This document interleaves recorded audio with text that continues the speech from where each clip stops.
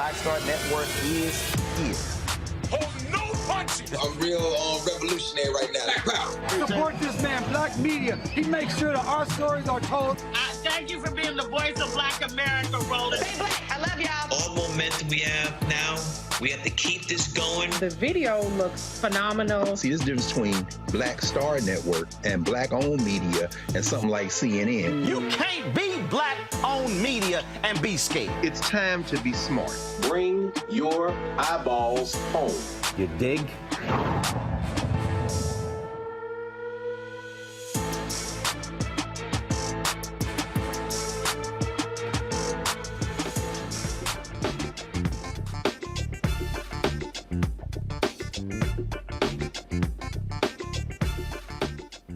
It's Monday, February 13th, 2023. I'm attorney Robert Patillo, sitting in for Roland Martin. Here's what's coming up on Roland Martin Unfiltered, streaming live on the Black Star Network. Yet another unarmed black man has been killed while in police custody after being viciously tased. This time, a North Carolina man with a heart condition died an hour after 6 police officers tased him repeatedly. We will show you the gruesome video, and we'll talk to community activists about what is being done to bring justice and attention to this case. Also, Super Bowl 57, if you hadn't heard, happened yesterday between the Kansas City Chiefs and the Philadelphia Eagles. But apparently online, more so than the game, what has been trending is conservative outrage about the black excellence going on. Everything from the black national anthem to Cheryl Lee Ralph to Rihanna at halftime, conservatives have been in a tizzy. We'll tell you about the social media firestorm. Black AIDS awareness is essential in our communities, particularly as the number of African Americans moving to the American South has increased. I'll speak to the executive director of the Southern AIDS Coalition about what is being done to bring more attention to the fight against HIV and AIDS. Also, in our Fit, Live, Win segment, we'll be discussing heart disease. And many of you know heart disease is the #1 killer of black men and women in this country, with nearly 700,000 dying per year. We'll be talking to 2 cardiologists about what is being done to limit the risk factors and to help us all survive this menace to our communities. It's time to bring the funk on Roland Martin Unfiltered, streaming live on the Black Star Network. He's got it. Whatever the biz, he's on it. Whatever it is, he's got the scoop, the fact, the find. And when it breaks, he's right on time and it's rolling. Best believe he's knowing. Putting it down from sports to news to politics. With entertainment just for kicks, he's rolling. It's on go, roll, y'all. It's Roland Martin, yeah. Rolling with Roland now. He's funk, he's fresh, he's real, the best, you know he's Roland Martin now.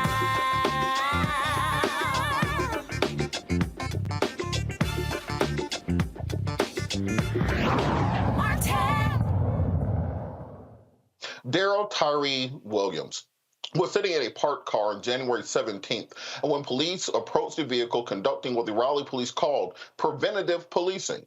Darryl was asked to get out of the vehicle, which he and another man did.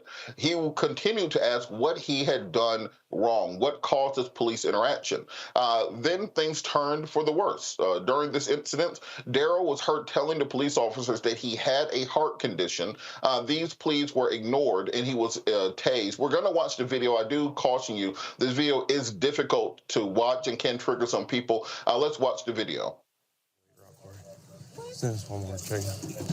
We're not doing nothing though. All right, that's fine. Face the car. Okay. You grab the other one again.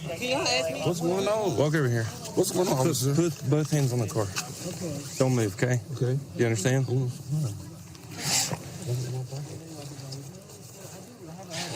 You got a tab on you, you know? Keep both your hands up there.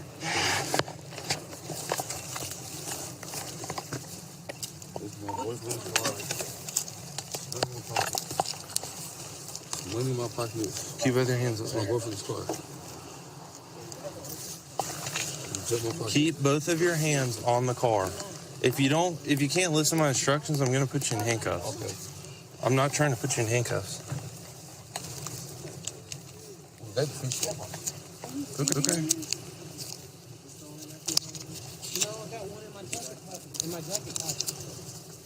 He was talking to me. Why? Both hands behind your back. Why? What's going on, bro? If it's another one, Riley, can he just...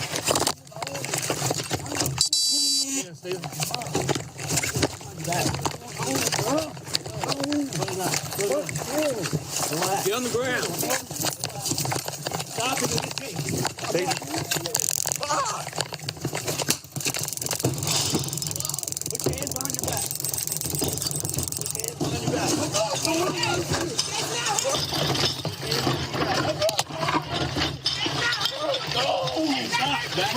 Stop. Hands on your back now. Right now.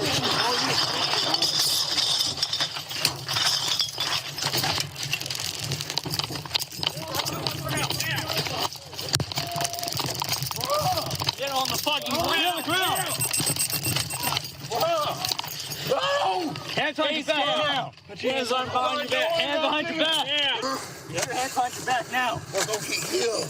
I'm gonna tase you again. Put your hands behind your back. You're gonna get tased. Put your hands behind your back now. Put your hands behind your back. Stay on the ground. Put your hands behind your back. Stay on the ground. Stay on the ground. Stay on the ground. Hands behind your back. That's my foot. Put your hands behind your back. Hands behind your back now. Put your hands behind your back. Put your hand behind your back. You're gonna get tased. Put your hands behind your back. Yo, come get him. Put your hands behind your back. Press him. Put your hand behind your back. Hold on. Hold on. Put your hands behind your back, Bo. You're gonna get tased again. Put your hands behind your back. Put your hands behind your back now. 3, 2, 1. Hands behind your back now. Release your hands.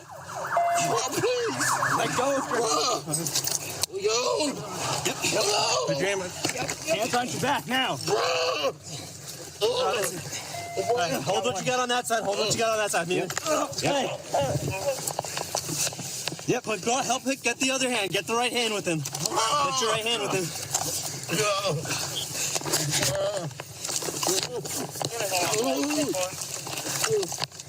We're trying to get 75. We had one wrong. I think we're good. We're gonna need supervisor. Double cuff, double cuff. I got you. I got it. You got it?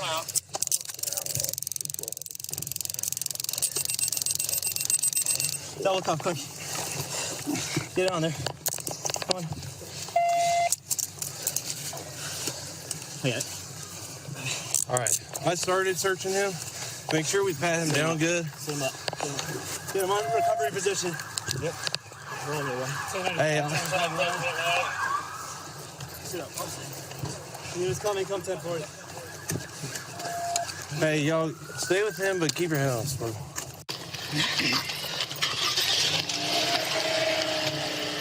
Bring your knees up to your chest.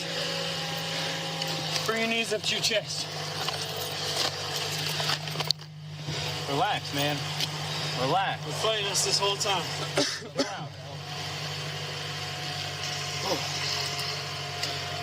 We need someone to check me for probes. Check you out. Hasn't been requested already. EMS, 35-year-old black male, conscious breathing, has some facial injuries. I crossed by one at least. I didn't even see my flashlight around here. Hey, is he still good?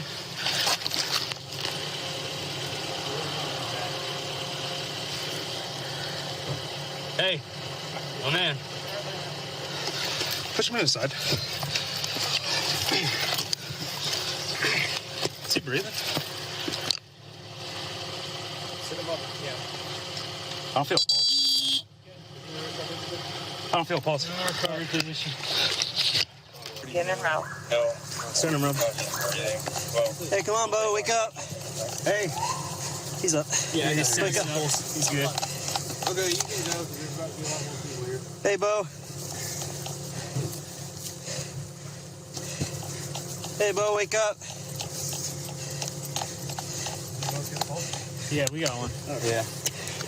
You can feel the pulse? He's tensed up. He's breathing. All right. Yeah, he's good.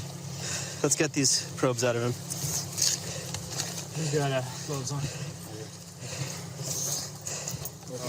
He's got at least a couple in his back. Okay. I don't know if they came out when we were fighting with them. What? If I could get you, can you check the probes on the ground, make sure they all have barbs? Let me get my gloves on. Passenger's in the wind. He's behind the... He's probably behind the store. I don't know. Siriana can probably track that from over there. We have more people. Yeah, we have one outstanding. Got one outstanding. He probably ran behind the store. He was behind the black sedan over there. Stay with him. And when we went with him, he probably ducked out behind the store. Who? I don't know. Wake up, bud. You need a Narcan?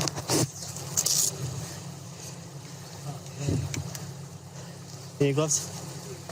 Here, right here. I don't know. You got all the Is he breathing? Can you tell? He just shook. Okay. Is he breathing? He's got a pulse. Yeah. He's just, after our fight with him, he passed out. Okay. Shallow breathing. Hey, buddy. Is there a better position for his head? We don't want to sit him up if he's unconscious, though. This is probably the best position. Yeah, just keep holding his head up.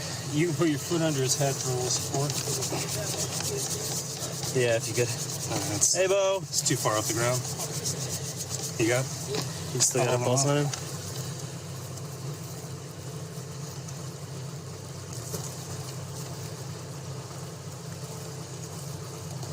How far out is he in this? I don't think I feel a pulse. Try again. I'm gonna start CPR.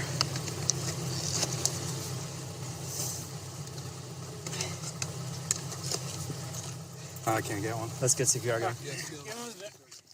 Darryl died about an hour after this incident at a local hospital. After the break, we're going to be speaking with local activists and social justice operators Karen Pittman about what happened to Darryl Tyree Williams. We'll be back after the break. You're watching Roland Martin Unfiltered, streaming live on the Black Star Network. Most people think that these television shows that tell stories about who we are as black men, and then they paint these monolithic portraits of us. They think that they're being painted by white people. And I gotta tell you, there are a whole bunch of black folk that are the creators, the head writers, the directors of all of these shows, and that are still painting us as monoliths. The people don't really want to have this conversation. No, they don't.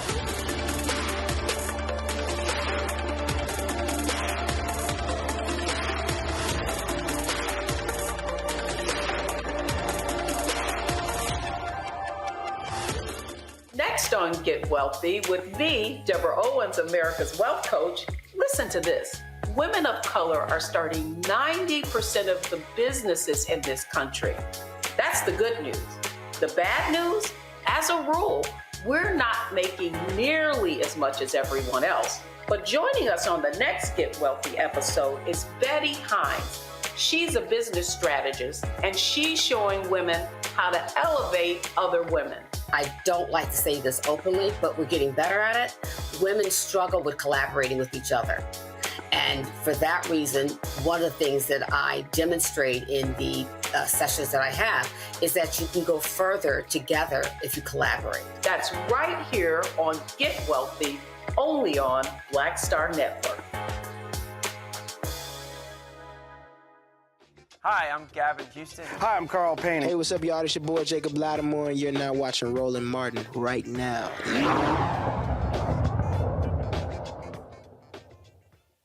Before the break, we watched disturbing video of the death of Darryl Tyree Williams at the hands of Raleigh police officers. After he informed them that he had a heart condition, he was then tased by multiple officers. And at the end of the video, we saw that he was unresponsive and not breathing, receiving CPR. He died about an hour later at a local hospital. Joining us now is North Carolina social justice activist Karen Pittman. Mr. Pittman, how are you doing this evening?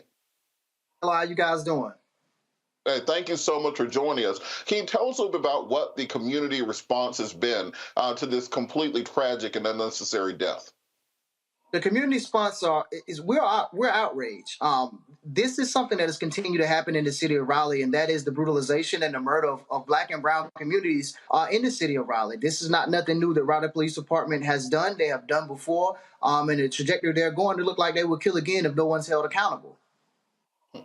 Now, the image that most people have when they think of Raleigh is, Raleigh, Durham, Winston-Salem, Research Triangle, ACC basketball. Talk a little bit about the conditions of the African-American community in that area and these continued issues with police brutality. The conditions in this area when it pertains to police brutality is extremely egregious. We've seen numerous murders happen, not only in the city of Raleigh, but Wake County, and nothing has been done.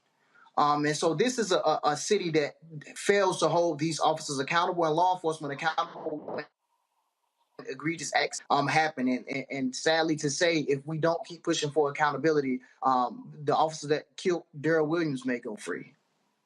Now, when you talk about the lack of accountability, when previous actions such as this have happened, what has been the response from either the police department or city officials? The response from city officials is silence. And that silence means that they accept the egregious acts that law enforcement is doing. The police chief never fires anyone or holds them accountable outside of putting them on leave, which is pro-preliminary when the officer is involved in the killing of someone. The district attorney in Wake County, which Raleigh is in, never charged any officers in any egregious acts when they kill numerous individuals year after year after year in the city of Raleigh. And so we see a lack of accountability. We see a silence from community leaders who are in charge of running the city. And so this means that it's acceptable for Raleigh Police Department to continue to kill people.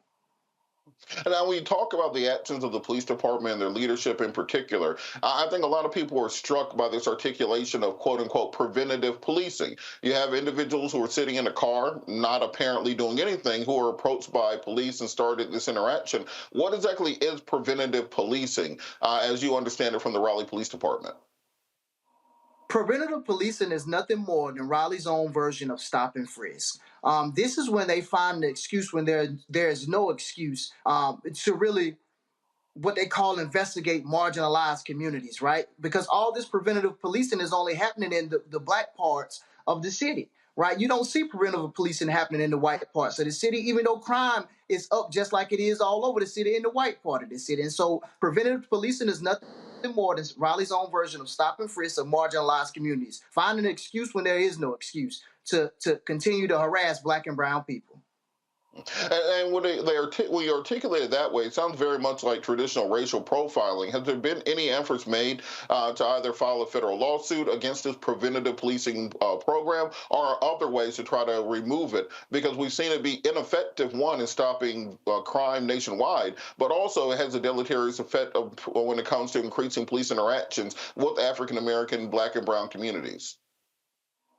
So they just now termed it preventative policing, though they have been deploying this stop and frisk method for years. Now they're just now putting a title to it after this particular incident actually came to light. And so we will be pursuing outside internal investigation into these egregious actions of really racial profiling of these marginalized communities inside of Raleigh. Now, what has been the community's response to this killing in particular? Are there any planned calls to action? Are there marches? Are there rallies? How will change that to be affected in this particular case? So we've actually held a protest already in response to the murder of Darryl Williams. And so that is one step. The next step is attacking it from a policy standpoint. We understand that the power lies with City Council to oversight Raleigh Police Department. And so we're gonna double down on these council members and the mayor of this city to either do something or we will get them out of position of power. But also we want to call in for an external investigation into these egregious acts of these officers, because we see that the city and city officials are not capable of holding these individuals accountable from previous incidents when egregious acts like this occur. Now, we've seen in other cases nationwide the need to bring in outside, as you said, investigations. In the Ahmaud Arbery case in Georgia, where I'm from, we saw the Attorney General's office, Chris Carr, have to step in and take over that prosecution. We've seen in various other states and jurisdictions this taking place. Have there been any conversations either with the state Attorney General or with the FBI or the Department of Justice to investigate this on the local level?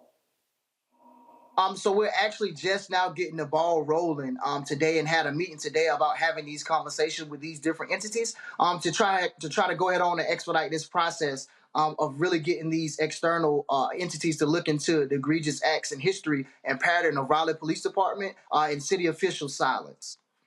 And now I'm going to play devil's advocate for a second. So some people may look at this and say, well, why did he resist? Why did he simply comply with what officers said? If he had done so, they would not have deployed the taser. What would be your response to that sort of critique?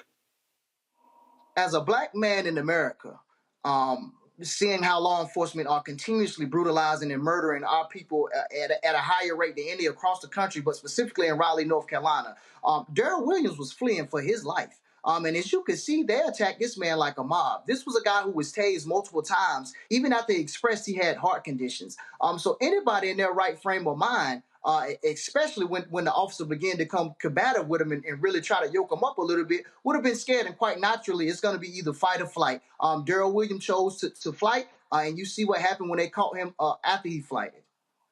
And then also, I think some people will say, well, the police officers recovered, I believe, a stolen gun was in the vehicle, marijuana was in the vehicle, a open container of alcohol. What would you say to the people who will say, well, if you don't want to have interactions with police, then don't commit these types of minor crimes that may lead to a police interaction?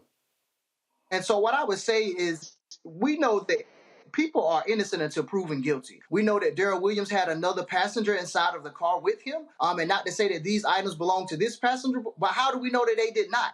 It was clear to see that Darryl Williams didn't have an open container when they initially went up to his car. But also, let's lean into the fact of, why did they even walk up to his car anyway? Raleigh police was not called to this scene to even be walking up to anybody's cars. So that is the issue all in itself.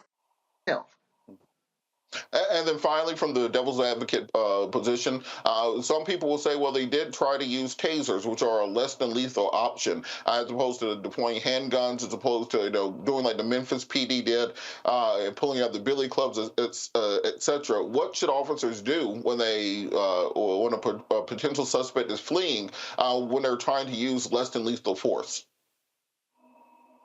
So this was not a case of them utilizing less than lethal force in a correct way, right? Because what we've seen is they did not follow policy and procedure when utilizing this taser on Darryl Williams. As Darryl Williams fled, according to their policy, they should have not shot this man. Especially after he expressed he had a heart condition. It should have been some point to de-escalate, and to which the city of Raleigh just rolled out a new de-escalation policy to which they didn't even follow in this particular case. And so I guess following policy and procedures when deploying these less than lethal weapons will really make these procedures effective when deploying this stuff. I agree, and I think we had a similar case to that in Atlanta with Rashard Brooks, where, somebody runs off, you have their car, so tow the car, get their information, and then go pick them up later. You don't have to chase them. You don't have to tase them. You don't have to beat them. You do not have to kill them. What advice would you give, or what demands are community activists making from city leadership to change policies going forward? You stated they have a use of force policy that they violated. What changes need to be made to police protocols and procedures? So what changes need to be made is, for one, the officers involved in Darryl Williams' murder needs to be fired. There has to be some form of accountability. Without accountability, we see that these officers are going to continue to just run amok and brutalize the citizens of Raleigh like they've been doing year after year. Also, there needs to be some oversight and additional training when it comes to deploying less than lethal weapons, such as a taser, because clearly these officers didn't follow policy and procedure. They broke numerous policies when deploying this particular taser on Darryl Williams. And so we have a city advisory committee here regarding the police department that has no teeth, has no subpoena power, it has no investigatory powers. We want to disband into this board and a remake up of this board that hold these different items to hold these officers accountable. And with that, can you talk a little bit about what the plans are coming, or what upcoming plans there are for the community to make their demands known to the city, and how people can get involved, particularly following on social media or providing support to the family and to other community groups? People can follow the progression of this case at my Instagram, activist_Kerwin Pittman, Raleigh Demands Justice, emancipatенc.org, Raleigh PAC. It is a host of other social justice organizations that is involved. And so if they want to get into the fight with us and care to funnel supplies to the movement and what we're trying to build here, please feel free to reach out to one of these organizations and myself, and we'll make sure that they get to the right hands and get into the right hands. Most importantly, know that we will continue to push city leaders and city council to hold these officers accountable. If not, then get out the way. When people's lives are at stake, we cannot play reindeer games. We really have to be on the ball and have open and honest conversation and address the elephants in the room. It's a problem in Raleigh, and we're going to continue to push until that problem is out of here. All right, we got about 30 seconds left. What's going to happen next in this case? Where can the community become involved next in this action? Next in this action, the community can look forward to the Williams family signing on with additional attorneys. And we're going to continue to have press conferences. We're going to continue to push forward. Like I said, the groups that I named aforementioned, also as well as myself, you can stay involved through social media. Please continue to spread the word about what happened to Darryl Williams in North Carolina, because this is serious, y'all. We have a problem right here in Raleigh, North Carolina, and it's going to take all of us to really shame these individuals, to hold these people accountable. Well, I thank you so much for all the activism that you are doing and everything that's happening in the community to stand up to stop these sorts of things from happening. Please keep us updated on the goings-on so we can ensure that the entire community is updated. And also reach out to me on social media, because I would love to become involved and help out any way that I can. I think it's crucial that we bring these things to light, because unless we do so, they will continue to happen. Thank you so much, Kerwin Pittman, social justice activist from Raleigh, North Carolina. We'll be back after the break. You're watching Roland Martin Unfiltered, streaming live on the Black Star Network. When you talk about blackness and what happens in black culture, we're about covering these things that matter to us, speaking to our issues and concerns. This is a genuine people-powered movement. There's a lot of stuff that we're not getting. You get it, and you spread the word. We wish to plead our own cause. Too long have others spoken for us. We cannot tell our own story if we can't pay for it. This is about covering us. Invest in black-owned media. Your dollars matter. We don't have to keep asking them to cover our stuff. So please support us in what we do, folks. We want to hit 2,000 people, $50 this month, raise $100,000. We're behind $100,000, so we want to hit that. Y'all money makes this possible. Checks and money orders go to P.O. Box 57196, Washington, D.C. 20037-0196. The Cash App is $RM Unfiltered. PayPal is R Martin Unfiltered. Venmo is RM Unfiltered. Zelle is Roland at RolandSMartin.com. On a next, A Balanced Life with me, Dr. Jackie, a relationship that we have to have. We're often afraid of it and don't like to talk about it. That's right, we're talking about our relationship with money. And here's the thing, our relationship with money oftentimes determines whether we have it or not. The truth is, you cannot change what you will not acknowledge. Balancing your relationship with your pocketbook. That's next on A Balanced Life with me, Dr. Jackie, here at Black Star Network. Hi, this is Essence Atkins. Hey, I'm Deion Cole from Blackish. Hey, everybody, this is your man Fred Hammond, and you're watching Roland Martin, my man, Unfiltered.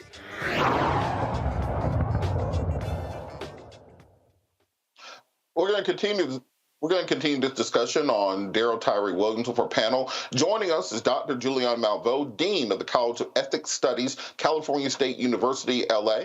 Also, Dr. Omakongo Debinga, Senior Professional Lecturer, School of International Service, American University. And also Renita Shannon, Georgia State Representative in the seat formerly held by Ron Mayo, and before that held by the illustrious Stacey Abrams. Thank all of you so much for joining us this evening. Dr. Malveaux, I'll start with you.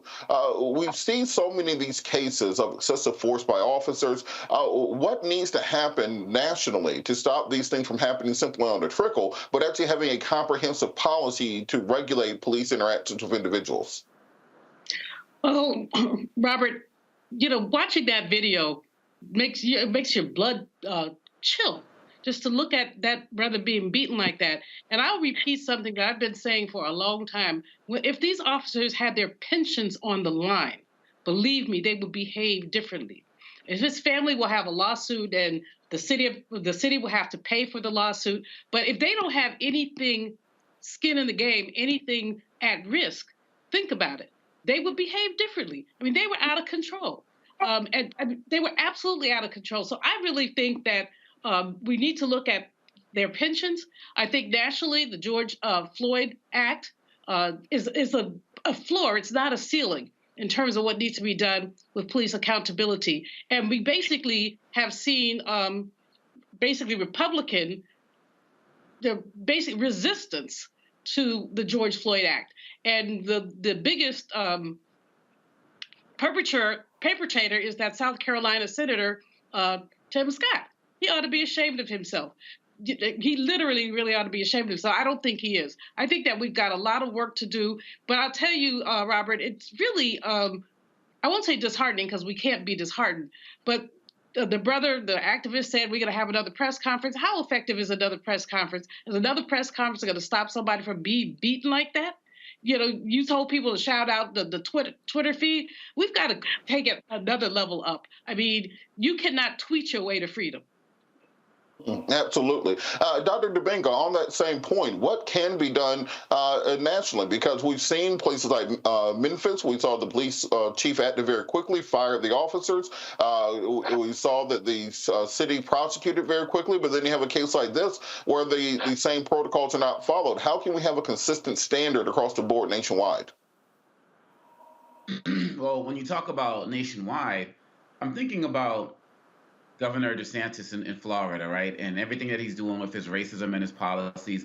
But one of the stories that I heard was that Florida has been doing well economically because the way that the economy's been running. And I'm like, with everything that he's doing to destroy our history and remove it, and with Disney and everything else, how is he still doing well economically? When we look at what was going in Raleigh and we look at what's going on in these other places, if you want to talk about national attention, we have to start putting pressure on organizations and companies for boycotts of cities and states that are involved in these types of practices, and letting them know that we're not going to come there for conventions, for conferences, sporting events. If there are things that maybe the NAACP and other Urban League and other organizations are doing on a regular basis, we have to start putting financial pressure on all of these cities and states where governors and mayors and chiefs of police are benefiting off of Black pain and Black death. I know that during the civil rights movement, every boycott wasn't successful, but the efforts were made. Montgomery bus boycott, look what it did to crippled communities.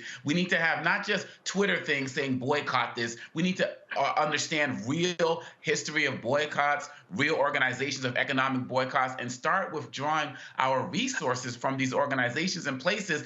And part of that boycott also has to be targeting the sponsors who support these police unions, who support these mayors, who support these governors, and all of these different groups that have no real interest in supporting Black life. And until we start to do that, as Dr. Malvo said, we can't just tweet this away. And marches are only going to do but so much. They're important, don't get me wrong, but they're always going to be viewed as temporary. How many of us have the will and the desire to start saying we're going to start holding some of our money individually as well as organizations until these organizations understand?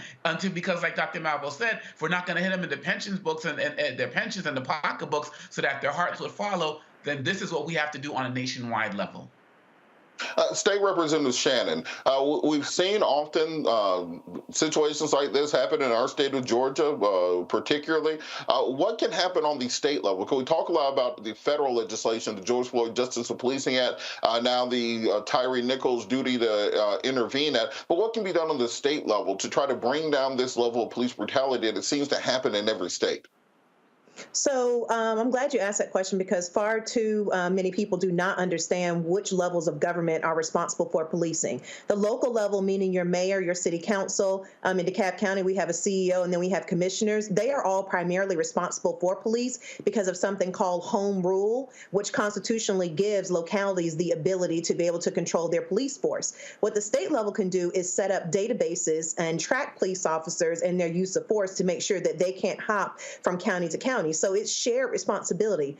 But more than that, I think what we need to be talking, I know what we need to be talking about is not just accountability for police officers. That is too small of an ask. Accountability is not going to bring back anybody's relative. What we need to all understand and get together collectively as a community to make our voices heard on is letting lawmakers know, letting city councils know, letting mayors know that some parts of policing just need to be abolished. Accountability is not going to stop police from killing Black people, which is what we ultimately want. Accountability is important, but it is not the total solution. There are some things that just need to be abolished. For example, these proactive police patrols. As the activist told you, this is just an opportunity for police officers to over-police our communities and harass Black and brown folks. And so there's an important lesson in this story because far too often I've even heard people from our community wrongly assume that police are able to reduce crime, which data shows they absolutely cannot do that. More policing does not lead to safer communities. And sometimes folks in our communities are asking for these proactive patrols, and really what you're doing is inviting violence, as we know that contact with the police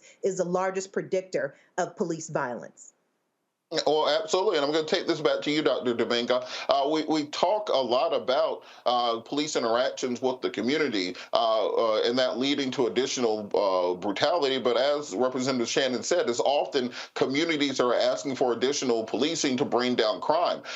We've seen this happen nationwide, that whenever crime spikes in a community, police have more militaristic tactics, which leads to more brutality and violence. The community reacts by demanding change. Politicians try to create change. Police respond by either having mass sickouts, early retirements, refusing to answer any calls that aren't officer down calls, etc. Crime goes back up, and then the demands for more aggressive policing starts right back over. This is what we saw with many black female mayors in the last several years who have been attacked by police unions. What can happen so that we can both have competent and comprehensive policing to fight crime, but also not the types of police abuses that we're currently seeing?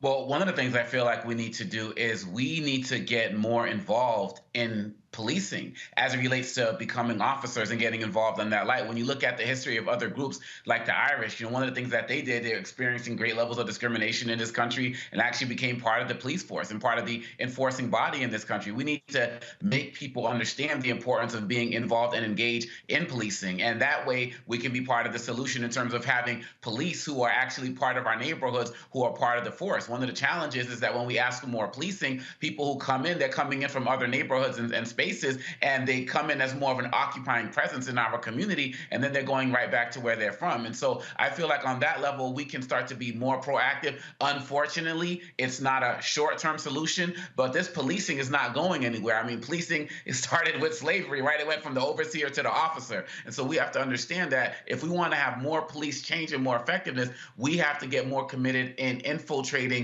the police organization, because it's clearly showing right now that they don't really have an interest in changing as they are, because they don't have to. Their pensions aren't being affected. The unions are still going to be strong, and these mayors and governors are going to be still supporting them as well. And that also leads to what Representative Shannon was saying. We also have to get more involved in the political process. So anywhere where you have somebody, a police chief or someone else that's elected, we're making sure that they are also answering to us as their primary constituency. Dr. Malvo, kind of piggybacking on your initial point, we saw this year that the Republicans, about 10 of them in the House, were able to hold the entire federal government hostage for 2 weeks while they extracted out every concession they could think of from Kevin McCarthy to become Speaker of the House. Conversely, we've had the George Floyd Justice and Policing Act lingering in Congress for 2 years now. The Tyree Nichols duty to intervene is now being added to that. What can the 50-plus members of Congressional Black Caucus do to kind of push this legislation through?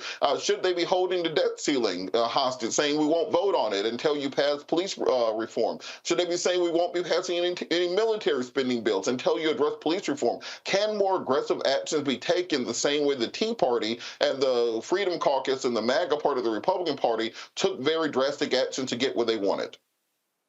Well, Robert, I'm an economist, so I would not support holding the debt ceiling hostage. It would have international implications that I don't think we can afford. However, on any of the other points, including the military, I think that it's perfectly appropriate to basically do the same thing that Republicans have done to Democrats. But I think even more than that, the activist that you had on earlier, he talked about the police boards, the local police board having no power. And you have various sundry citizen oversight boards in various and sundry cities. And most of the time they don't have power. Most of the time they don't have subpoena power. They can't do it. They may not even have investigative power. So they're just kind of sitting there. I think that it's also important. Representative Shannon is absolutely right when she talked about who makes the difference. It's mayors. It's city councilors, it's others. Why aren't we holding our mayors and city councilors accountable in terms of these police commissions? They have to have some teeth. Otherwise, you have people going to a meeting every month and they hear about police abuses and there's nothing they can't even censure them. So we have to be sure, I'm with Owa Congo when he talks about, we have been accepting this nonsense. Every time you turn around, there's another. It's like one of these things, one a day almost. And, people, loved ones are dying and there is no accountability. And we keep saying, well, we march And I mean, I like marching, but, you know, I mean, I'm a 60s child. So I have done my shares of marches and sit-ins and all of that. And many of them have made a difference. But many of them have not made a difference. And many of it is political theater. And we really have to stop with the political theater and really be willing to do some things. I mean, yesterday at church, the pastor asked, where is Black defiance? Defiance. And our theme this Black History Month is Black resistance. But quite frankly, what I see all too often is Black complacency. I mean, we see this happen. People are going to start tweeting. People are upset. People are outraged. Of course. But can we vote somebody out of office? Can we propose legislation to take pensions? Can we muzzle these police unions? And you ask what the Congressional Black Caucus can do? These people are their colleagues. They sit by them every day. They're sitting in a chamber. They need to walk up on some of these Republicans from a humanistic perspective and say, how would you feel if this happened to your child? How would you feel if this was happening in your community? Really just to engage them at that level. Now, some of them, like, I wouldn't have a conversation with Marjorie Taylor Greene if you put $1,000 in my hand, because I don't think it would turn out right. But no, I know it wouldn't turn out right. But in any case, but some of these folks, they represent constituencies who are equally outraged about this. So the caucus has to be very proactive in talking to these people and talking not only across the aisle from a partisan perspective, but also from a cameral perspective. In other words, Congress people should talk to the senators from their state, if they're Republicans, to say, look, this is really a crisis in our community. You know, what is your objection to the George Floyd Act? Absolutely. And Dr. Malvo, you know good and well that if you had a conversation with Marjorie Taylor Greene, that $1,000 would be bail money. I mean, let's just know how this thing's really going to go. Let's be for real. We know how this is going to happen. I think it's a crucial conversation that we have to start having, and understanding that this kind of defeatism that we often have has been kind of beat into us after, if you're my age, you grew up seeing the Rodney King beating, and then you're in your late 30s, early 40s, and you're still seeing almost the exact same images. It's easy to become disconcerted when it comes to the idea that something can happen. But I think that the new focus that we have, the new leadership we have, this is the time for it to take place. We're going to keep this going on the other side of the break. You're watching Roland Martin Unfiltered, streaming live on the Black Star Network. We'll be right back. Next on the Black Table with me, Greg Carr. An hour of living history with Dr. Richard Mariba Kelsey, thinker, builder, author, and one of the most important and impactful elders in the African American community. He reflects on his full and rich life and shares his incomparable wisdom about our past, present, and future. African genius is saying that my uncle was a genius, my brother was a genius, my neighbor was a genius. I think we ought to drill that in ourselves and move ahead rather than believing that I got it. That's next on the Black Table, here on the Black Star Network. Hatred on the streets, a horrific scene, a white nationalist rally that descended into deadly violence. White people are losing their damn minds. As an angry pro-Trump mob storms the U.S. Capitol, we've seen shooting. We're about to see the rise of what I call white minority resistance.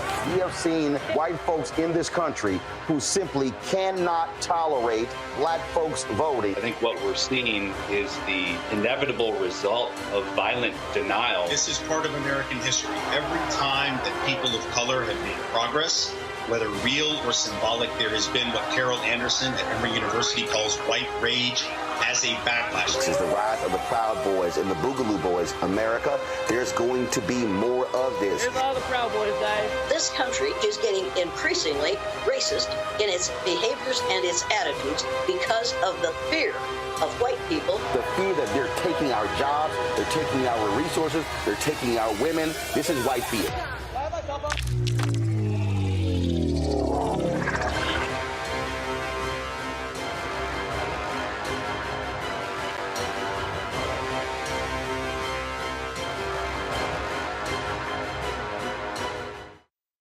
Hi, I'm BB Winans. Hi, I'm Kim Burrell. Hi, I'm Carl Payne. Hey, everybody, this is Sherry Shepherd. You're watching Roland Martin Unfiltered, and while he's doing Unfiltered, I'm practicing the wobble.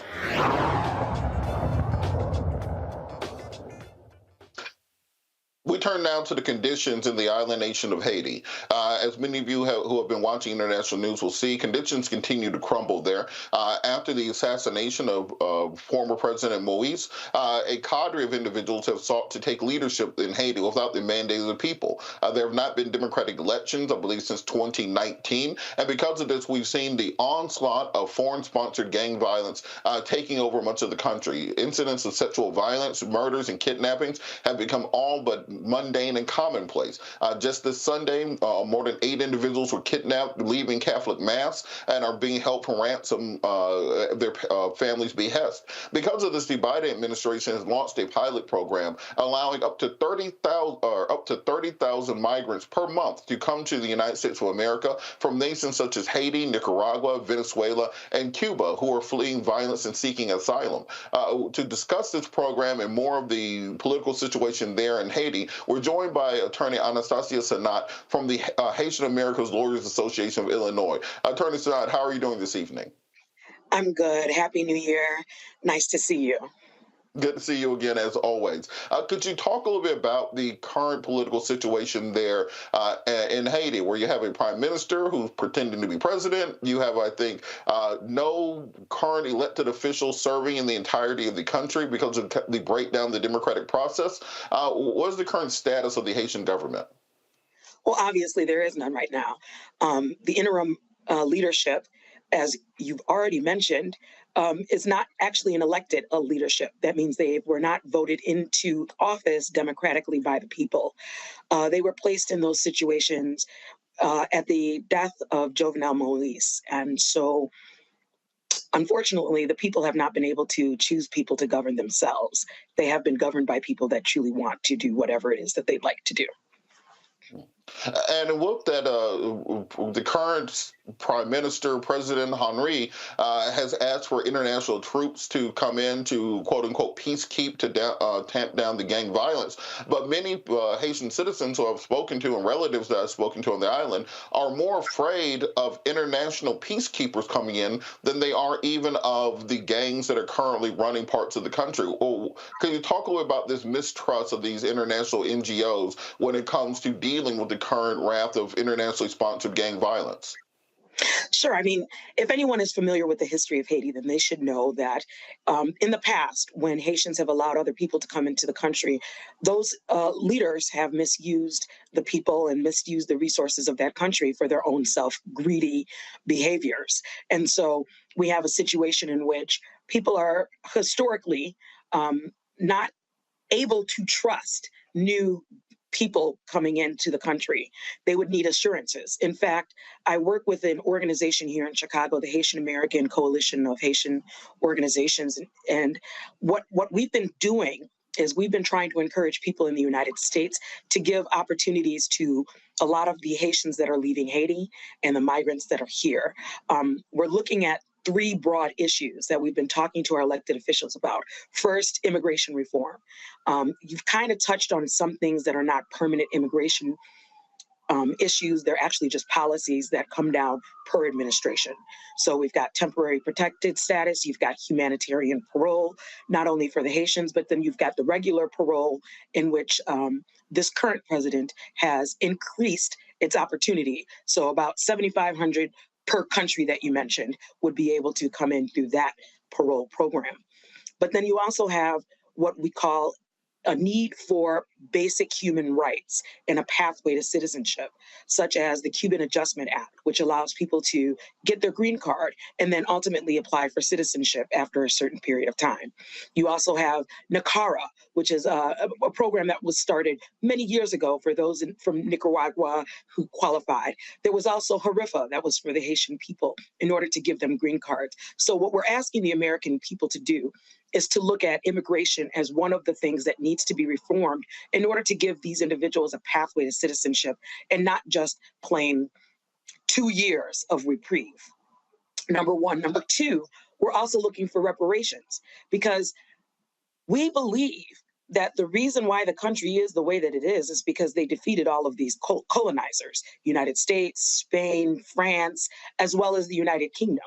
And so if those countries got together, kind of like the Marshall Plan that they did right after World War II, and redevelop the country, then we can increase the economic resources that the people are getting from their own land. And then finally, of course, besides reparation in the Marshall Plan, what we need is reconstruction, right? A lot of these infrastructures that exist in Haiti are old and dilapidated. So we would need new water systems, new travel roads. We would need a lot of different things in order to make sure that the people are safe. And then, we can increase industry that used to exist in Haiti, like tourism. There's no reason why you shouldn't be able to go to Haiti like you do Dominican Republic. They're on the same island. So when people are thinking about what is it that I can do to help, that's really where you can focus your attention.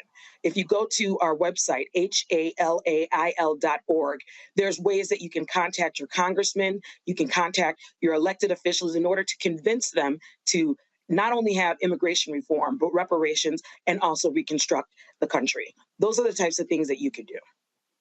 I find it interesting whenever I'm having discussions with international NGOs and they talk about the concept of Haiti fatigue, that it always seems like something is going on with Haiti, and therefore they've gotten tired of sending aid, of sending help to the island. But they never talk about the need for France just to send back all that money they stole. Yes, you're tired of the stories about Haiti because y'all are still sitting on hundreds of billions of dollars that were stolen from the island. What do you think can be done to kind of raise this issue of international reparations for not just Haiti, but other formerly colonized countries that need their money back from these countries that stole them in order to develop? We call them third world or developing nations, but you won't give them their money back that you stole. Yeah, in fact, I had a good conversation with someone about the Commonwealth. And United Kingdom is basically modern day colonizing all of the countries in the Commonwealth. True, some of people have signed on to allow their nations to use their resources and only give a percentage to the United Kingdom, but the United Kingdom is not giving them anything in return. For example, when there's some kind of hostility in their country, it's not like they can just go to the United Kingdom and say, hey, look, there's hostility in one of your commonwealths. Therefore, I need protection and you need to give it to me. So when we're thinking about reshaping our economic systems, right? Because these are world systems. These are not just individual country systems. These are world systems. We do need to think about people like in the New York Times that did an op-ed, and they did all the historical findings to say the Eiffel Tower was built by the slaves from Haiti. So there is no France without Haiti. There is no Louisiana, which includes so much of the United States, without Haiti. There are so many more things that could not be possible without the Haitian Revolution. Therefore, when we start doing these things that you and I are doing right now, Attorney Patillo, just talking about it, bringing it to the attention, reading about it, taking our time, this is how we can change the economic dynamic of the world systems, because we're hoping that the ancestors, which is what we are, ancestors who are kind of living out the dream of what our ancestors wanted us to do. So if we continue to push and push and push, just like slavery ended, just like civil rights changed the makeup of the United States, we can change the makeup of our world systems by continuing to push them along and to form better and more palatable, economic policies. At this point, is there a way to have a stable and functioning democracy in Haiti without outside Western intervention? Will there be a way to actually have recognized government without essentially the U.S. or the United Nations propping that person up for a time being and maintaining order? And you know what? That's hard to say, because Haiti has not been able to live democratically and on their own since its inception. There's always been some kind of international influence since 1804. So here we are in 2023, and we see violence, we see gangs, we see all of these things.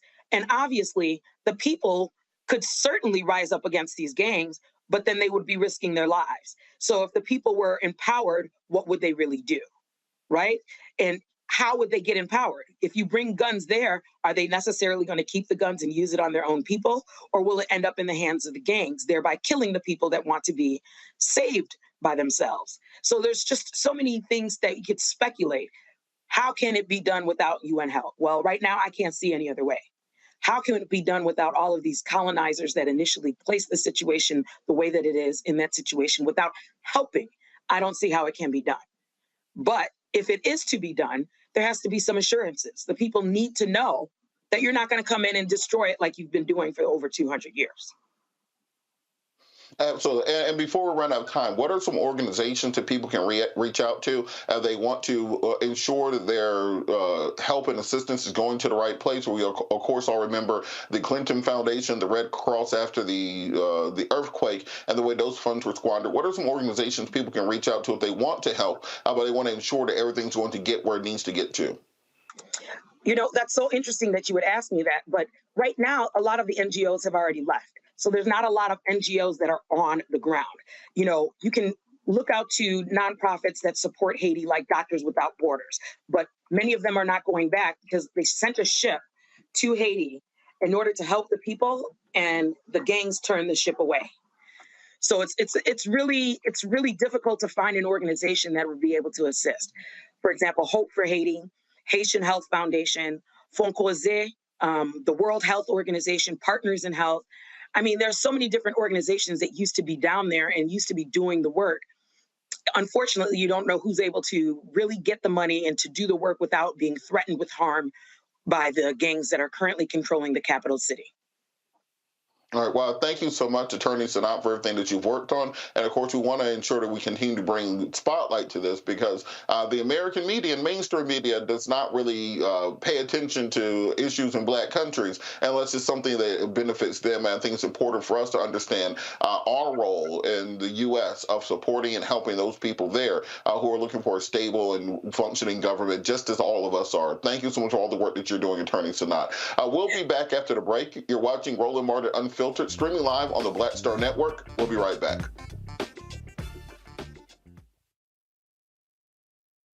When you talk about blackness and what happens in Black culture, we're about covering these things that matter to us, speaking to our issues and concerns. This is a genuine people-powered movement. There's a lot of stuff that we're not getting. You get it, and you spread the word. We wish to plead our own cause.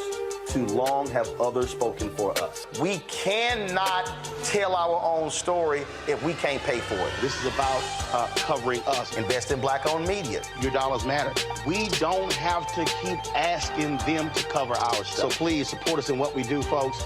We want to hit 2,000 people, $50 this month, raise $100,000. We're behind 100,000, so we want to hit that. Y'all money makes this possible. Check some money orders. Go to P.O. Box 57196, Washington, D.C. 20037-0196. The Cash App is $RM Unfiltered. PayPal is R Martin Unfiltered. Venmo is RM Unfiltered. Zelle is Roland at RolandSMartin.com. Pull up a chair. Take your seat at the Black Table with me, Dr. Greg Carr, here on the Black Star Network. Every week, we'll take a deeper dive into the world we're living in. Join the conversation only on the Black Star Network. Black Star Network is here. Oh, no punch! I'm real revolutionary right now. Thank you for being the voice of Black America. All momentum we have now, we have to keep this going. The video looks phenomenal. See, this difference between Black Star Network and Black-owned media and something like CNN. You can't be Black-owned media and be scared. It's time to be smart. Bring your eyeballs home. You dig? This is Judge Mathis. Hi, I'm Teresa Griffin. Hi, my name is LaToya Luckett, and you're watching Roland Martin Unfiltered.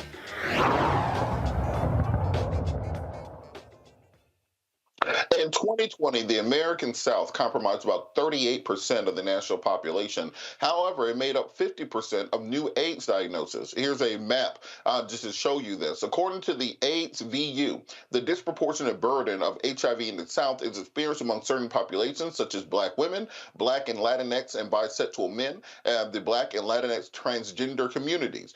Joining me now is Dafina Ward, the Executive Director of the Southern AIDS Coalition. She's here to explain how the National AIDS Memorial, Southern AIDS Coalition, and Gilead Sciences have come together to change the patterns and reimagine the fight to end HIV and AIDS in the South.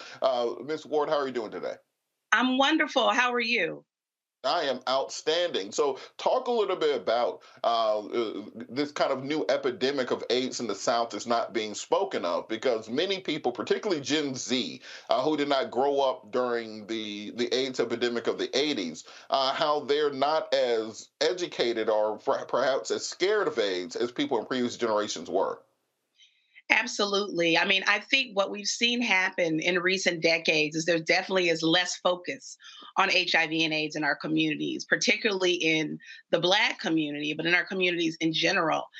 With the advent of HIV and AIDS in the United States over 40 years ago, what we saw was what was at that time thought to be a death sentence upon diagnosis. And now, with the development of a range of interventions, medications, treatment that can even prevent an HIV transmission. Now that it is no longer that, people are living and thriving for decades with an HIV or AIDS diagnosis. And so I think people have assumed that it's no longer something that we need to be talking about or concerned about. And that is far from the truth, as you noted in those statistics that you shared. And why do you think this is particularly pernicious and prevalent in the South, the area that's theoretically the Bible Belt of America? Why are they experiencing this certain burst of HIV and AIDS infections? You know, when I talk about HIV in the South, there's always important to remember that this is a systemic issue, that the South has long held a lot of injustice in a range of ways. And I hearken back to the days of racist lynchings and racial violence, before Jim Crow and after Reconstruction. We saw what happened in the South with the end of slavery. There were the Black codes. There has always been some type of systemic model that has allowed for Black folks, poor folks, to be the subject of health inequities and injustice and a lack of access. And so what we're talking about in the South is a result of centuries old injustices that are really coming home to roost in the framing of our health inequities. When you talk about the fact that African Americans make up about 19% of the population in the South, but half of the new HIV diagnoses, what we're seeing is that the systems at play that result in poverty, which the South is also disproportionately dealing with housing insecurity, and you're talking about who is less likely to have health insurance. You're talking about the Southern United States. You're also talking about, as you mentioned, the Bible Belt, the fact that many of our states do not allow for comprehensive sexual health education. We're dealing currently with legislative policies and state leaders in the South who want to silence and even harm communities that are disproportionately impacted by HIV. So HIV has really been utilized as a weapon in many of our communities to further marginalize those who've already been victimized and been silenced. And so we're seeing what happens in our communities when we don't talk about health justice in the context of HIV being a prevalent issue that impacts so many people that we love. For a long, perhaps since the beginning of the HIV epidemic, it's been kind of stigmatized as being the gay disease, something that's prevalent among African American men and people in the LGBTQIAPK plus community. But one of the largest growing groups of new HIV and AIDS infections is Black women. What messaging needs to be created to help people understand that this is not simply a disease among gay men, but also prevalent in other parts of the community? Absolutely. Stigma is what kills. And we know this to be true. The stigma, the silence, the shaming is what leads to these terrible health outcomes that we're talking about. So particularly for Black women don't see themselves in the HIV research. Black women don't see themselves in advertisements around medications, around prevention strategies like pre-exposure prophylaxis. Black women are not seeing themselves. And as a result, what often happens is that providers then are dismissive of whether or not Black women or women need to even be thinking about HIV because of the stigma and the assumption that identity is what results in an HIV diagnosis, which we know not to be true. We're seeing that so often women don't even realize that they need to be getting an HIV test, and that providers are not providing the type of guidance and treatment and care that would even speak to that. because so often women are silenced in seeking health care when it comes to very intimate issues. And sadly, in so many instances, there may be a situation where there's a power dynamic that might prevent someone, if not even just obtaining a test, from getting treatment. I've met a number of women who are living with HIV, where an abuser, a partner may hold that over their head and threaten to tell people about her HIV status in order to continue to hold power over her. And so there is also these issues around power and control, which are larger societal issues that we have to deal with that very much impact women who are living with HIV and those who might transmit HIV.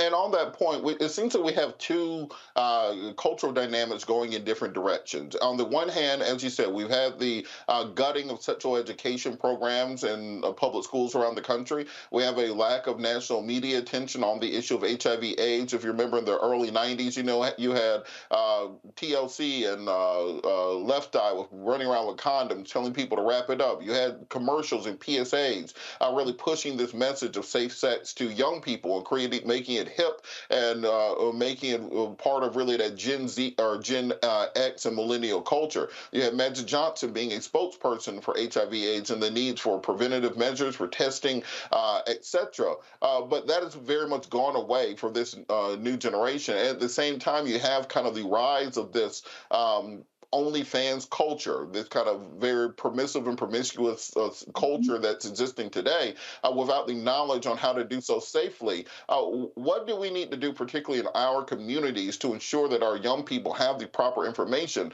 so they can prevent themselves from being exposed, and if they are exposed, to get the type of medical treatment necessary to have that long and fulfilling life that medical science now provides?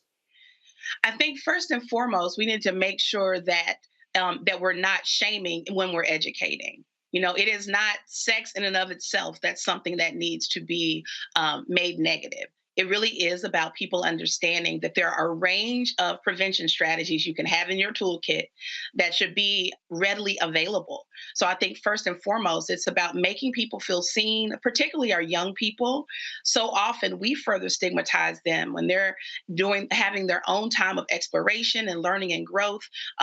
When young people are exploring gender identity or their sexual orientation and coming into themselves, we really have to do a better job of not silencing and shaming them and supporting them in a way where we're making clear to them what all of the options are that are at hand for them to be protected from HIV and other STIs beyond HIV. We need to make sure that in our communities, when we're talking about HIV, that we are talking about it as a chronic condition. And while we know that people can now live for decades, very long lives with an HIV diagnosis, that it's still something to be taken seriously. That if you are in a situation where you could have been exposed to HIV, you could have also been exposed to other things through sexual contact. And as you mentioned, if you hearken back to the 90s and when we were talking about these things, sadly, with HIV, it's as though we've only been able to focus on one particular population at a time. So there was a huge focus at the onset on white gay men. And then there was a focus at one point around IV drug users, and so in Black women. And so it has not been we have not done a great job of comprehensively focusing on our communities at large and providing education that is clearly accessible and relatable to everyone. And I think that is a really big piece of this. And that's what so much of our partnership from Southern AIDS Coalition and National AIDS Memorial is about, is making sure that we know that we all have a role to play in how we change the pattern and how we talk about sexual health, how we talk about HIV, and how we talk about our policies and the practices in our communities that make people more susceptible to an HIV diagnosis. Can you talk a bit about that partnership and how working together with the National AIDS Memorial, with Gilead Science and with the Southern AIDS Coalition, what are the programs that are now being offered to help educate the community to try to stop this epidemic before it turns into another pandemic? Yeah, so Southern AIDS Coalition has been doing work in the South for over 20 years with a mission to end the HIV epidemic and the disproportionate impact of HIV on Southern communities. And we're really excited about our partnership with National AIDS Memorial, which is the home of the AIDS Memorial Quilt, which was started 35 plus years ago to capture the names, the legacies, the stories of people who have died of AIDS-related complications. Now, the quilt is in and of itself the world's largest public art display. There are thousands and thousands of stories told in the fabric of the quilt. And what the National AIDS Memorial realized in looking at the quilt itself is that of the 54 miles of quilt, if you lay it from end to end, over 50 miles of quilt, less than 2 miles tell the stories of Black people who have lost their lives to AIDS-related complications. And there's a number of reasons for that. The quilt in of itself started on the West Coast. And so you don't have as many stories from the South where you have so many Black people who sadly have lost their lives to AIDS-related complications. And also it's the matter of who's going to tell the story and recognizing that sadly in our community, so many of our families, we don't talk about HIV and AIDS. We've had so many people come to our events who say, until today, we always said my brother died of cancer or pneumonia. And in order to even make the quilt a thing that includes our family members, we have to acknowledge their legacy and acknowledge their experience and celebrate them. And so Gilead Sciences has funded us to do a series of activations across the South called Change the Pattern. And it really is about changing the pattern of the quilt to make sure that it's more inclusive, changing the pattern of Southern policies that may further perpetuate discrimination and stigma, and address how we build an HIV justice movement in the region that ends the disproportionate impact of HIV and AIDS in our communities. And so far, we have been in New Orleans, Louisiana, and Baton Rouge. We were just there last week. We've been in Montgomery and Selma, Alabama. We've been to Jackson and Greenville, Mississippi. And our next stop will be Memphis, Tennessee, and surrounding areas, and then on to Houston and even beyond, because we really feel like when you come into our communities, when you get people sitting around that table working on a quilt panel and they have these conversations and you humanize the stories, you humanize these experiences, I believe that's how we're truly going to make a difference when it comes to how we address HIV in this region, particularly because we don't end HIV in the United States if we don't end HIV in the South, period. And that's why changing the pattern is important. Well, I want to thank you so much for all the work that you're doing. Please keep us updated on what can be done and how the community can become involved. And as you said, ending that stigma is the most important part of ending this epidemic. Thank you for all the work you're doing, Ms. Ward, and we look forward to supporting you going forward. We're going to keep this conversation going. You're watching Roland Martin Unfiltered, streaming live on the Black Star Network. We'll be back after the break.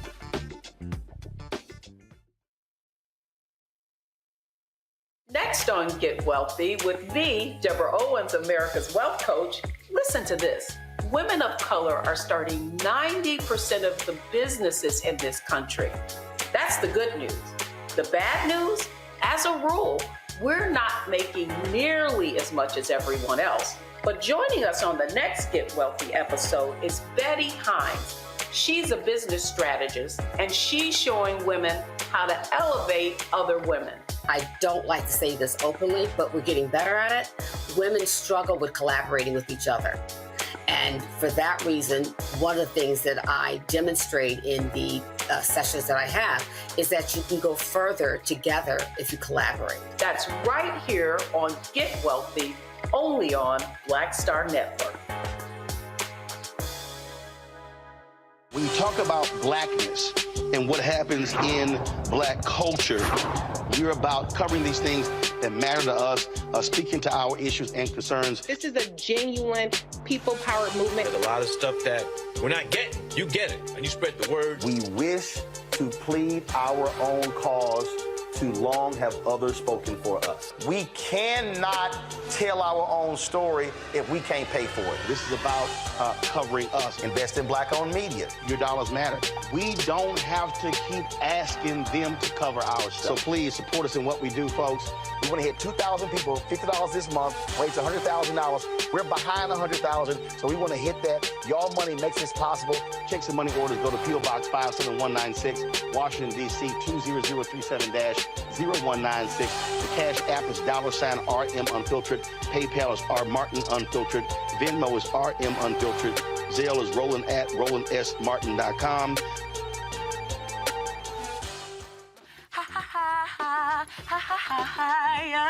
Hey, I'm Antonique Smith. What up, Lana Well, and you are watching Roland Martin Unfiltered.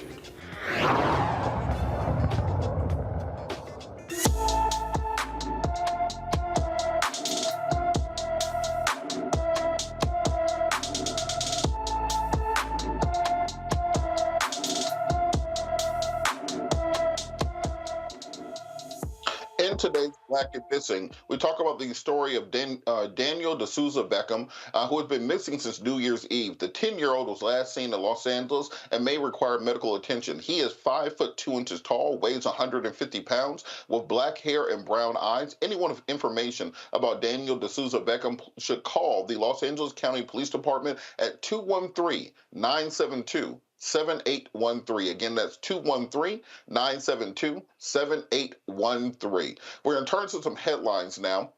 Today, a Georgia grand jury was ordered to release a portion of the 2020 election probe by a Fulton County judge. In a court order released today, sections of the report issued by Georgia's special grand jury investigating whether President Trump and his allies violated the law is set to be made public this week. Fulton County Superior Court Judge McBurney said the introduction, conclusion, and a section of unnamed witnesses who may have lied under oath would be made public Thursday. Additionally, Georgia launched an investigation in 2021 when audio surfaced of President Trump attempting to overturn the Georgia election results between the then president and Georgia's Secretary of State, Brad Raffensperger. Trump has denied any wrongdoing, describing the call as a perfect call. We will see what these portions of the grand jury report let us know, and of course we will cover this when those portions are made public. Additionally, following up on another story in Jackson, Mississippi, Jackson, Mississippi has appointed a public works director in the wake of the longing public crisis. Jackson, the most populous city in Mississippi, has appointed Robert Lee, who serves as the city's engineer and was named interim director of the Jackson Public Works Department on Friday. The city has struggled with its water system, and it has been denied financial aid to update the infrastructure. Jackson begins a nationwide search for a permanent candidate to fill the public works director role. Additionally, today in headlines, a sad headline: David Trugoy the Dove, one-third of the iconic rap triumvirate De La Soul, has died.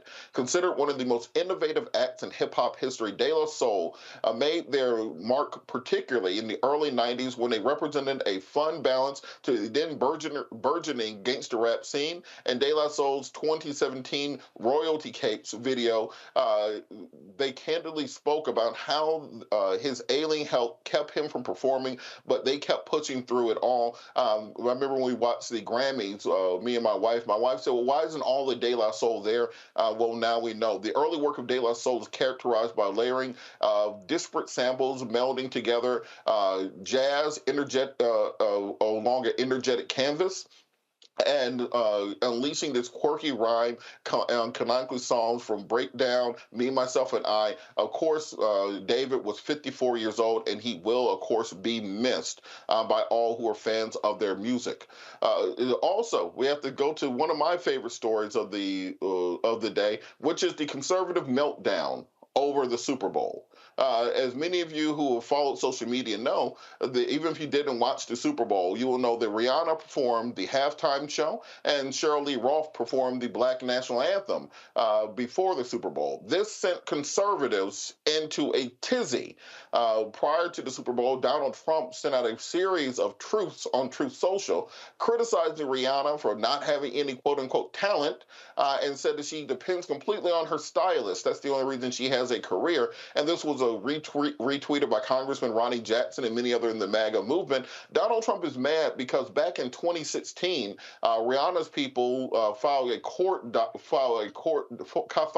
documents demanding that President Trump stop using her music at his rallies. And because of this, Donald Trump, being the petty god himself, has held a grudge against Rihanna ever since. And the same conservatives who have been complaining about raunchy and over-the-top halftime performances going back to Janet Jackson, Rihanna does a family-friendly and very tame and middle-of-the-road concert, and they're still mad about that. And then even before they got to the halftime show, they were mad about Sheryl Lee Ralph performing the Black National Anthem. Congresswoman Lauren Boebert tweeted out there should be only one national anthem being performed, and that should be the American national anthem. Why are we trying to divide America? I want to bring the panel back in. State Representative Shannon, why do you think these people are so mad about the Black national anthem being performed and about the kind of magical nature and majesty of Rihanna's show, debuting her pregnancy, family-friendly show? They still mad about that? Well, the thing is that I don't care what Donald Trump thinks, and I doubt that there are many people who do care what he thinks. He is a Cheeto doppelganger, and I think what he's really upset about is that there were not roles for Cheeto doppelgangers in the Super Bowl. So why are we even talking about Donald Trump? He has nothing of importance to say. Sheryl Lee Ralph did a great job in her performance. The only thing that I just kind of question about having our national anthem sung, the Black national anthem sung at the Super Bowl, is that I hope that this is not an attempt to just do window dressing by the NFL. We all know that they need to make serious equity reforms in the way that they compensate players who are largely Black and who are really taking a beating to their bodies, and a lot of times at the end of their career dealing with serious health issues that they are not fairly compensated for, sometimes having those issues that can be career-ending fairly early. So I hope that that is not just a sort of token to show support to our community rather than putting in true equity for these players. That is exactly what it is. It's exactly a token for them. They've been doing it since the George Floyd protest. If you remember, that was the same time they started putting "End Racism" in the back of the end zone and on the back of their helmets. Even with the "End Racism" on the helmets, they were still racist towards Brian Flores, racist towards Steve Wilkes, racist towards all these other Black coaches. But they're happy to have you sing the national anthem, long that it cost them millions of dollars. Dr. Malveaux, why do you think conservatives have a particular hatred for Black women, and particularly excellent Black women? We saw Marjorie Taylor Greene tweet out, Chris Stapleton's national anthem was great as opposed to all the other wokeness that happened. Why do conservatives have such a problem with Black women being exalted and being excellent on a national stage? Well, you know why, Robert. The anti-Blackness visits Black women even more acutely. I call it the misogynoir, where basically it's a misogyny that is amplified by our Blackness. I don't know what it is that makes white people so hateful, Marjorie Greene so stupid, but what I know is that Rihanna did a great job, Sheryl Lee Ralph did a great job, Black women excel, and we have seen that. We've seen it. You're down there in Atlanta where you saw Latasha and Melanie Campbell and the others. Sisters have been bringing it. And because we've been bringing it, there are those who just wish we would go away, but we're not going to go away. Again, Black resistance is the theme for Black History Month, and many sisters are resisting in terms of everything they do. But I was just repulsed by what does that man, the orange orangutan, have to do with the Super Bowl? Why does he have anything to say? Marjorie Taylor Greene, same thing. I saw her at the State of the Union with that white fur and that white dress on. I said, all you need is a hood on your head, honey, so that you don't have to masquerade yourself. But, we've seen this historically as we make gains, not only as Black women, but as Black people. When we make gains, then to Roland, white rage comes and tries to snatch them back. What I liked about the Super Bowl, frankly, was that there were two Black quarterbacks. I'm not a football fan, but that is Black history. Two Black quarterbacks when 20 years ago, they acted as if Black people didn't have enough sense to be a quarterback. So it was a historic Super Bowl, and the singing of the anthem certainly is no more than window dressing, but I still like to hear it sung. You know, it's interesting to me on the point about the two black quarterbacks. Normally for Super Bowls, I've been watching Super Bowls since I was born. The concentration is on the two quarterbacks, back and forth, their rivalry, their life stories, etc. You didn't see that this year. The story was about the Kelce brothers, Travis Kelce for Kansas City and Jason Kelce for Philadelphia, their family dynamics. And they had Mama Kelce at the game and Daddy Kelce, and they talked about them in college and all these other things. Because when it's two brothers as quarterbacks, that's also not a story, so they have to find something else that's interesting to the mass of the population. Dr. DeBang, I wanted to get your take on this. What has to happen for it to no longer be controversial for black folks to speak on their own behalf in their own spaces? Because if it's just us making the money, that's fine. But at lower levels, if we try to sing our national anthem, then all of a sudden there's too much wokeness overrunning the country.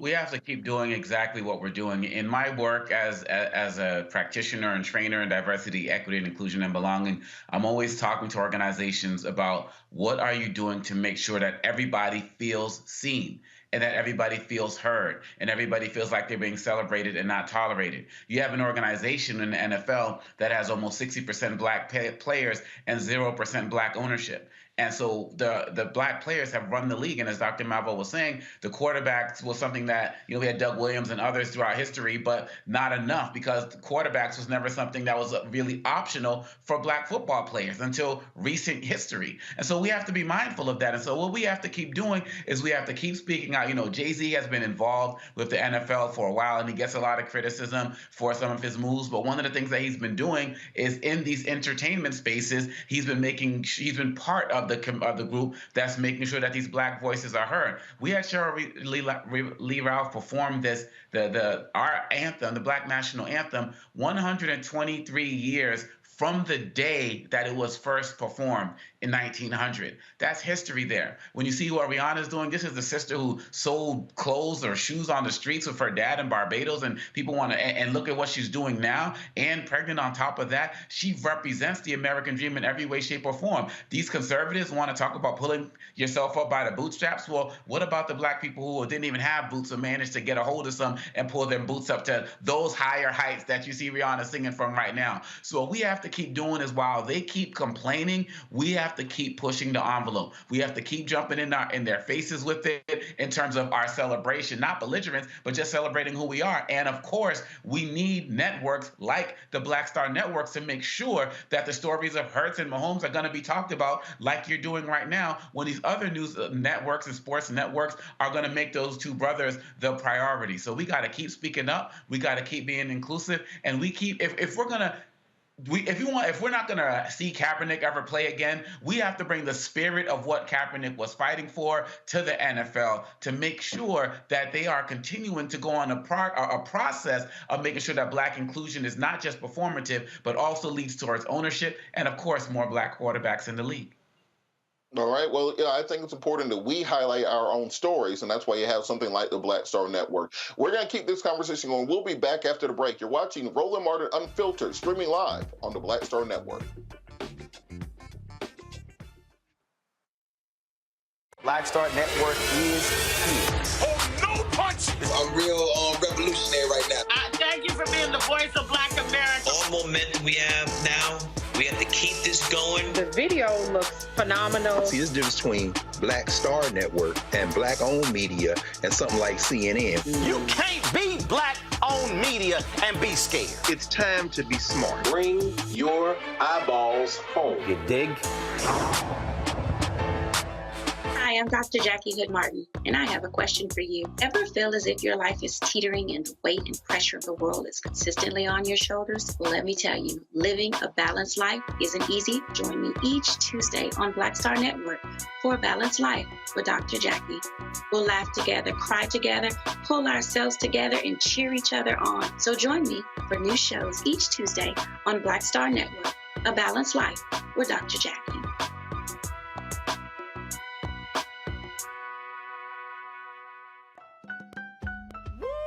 We're all impacted by the culture, whether we know it or not. From politics to music and entertainment, it's a huge part of our lives, and we're going to talk about it every day right here on The Culture with me, Faraji Muhammad, only on the Black Star Network. It's Kim Whitley. Yo, what's up? This your boy Ice Cube. Hey, yo, Peace World. What's going on? It's the Love King of R&B, Raheem Devon, and you're watching Roland Martin, Unfiltered.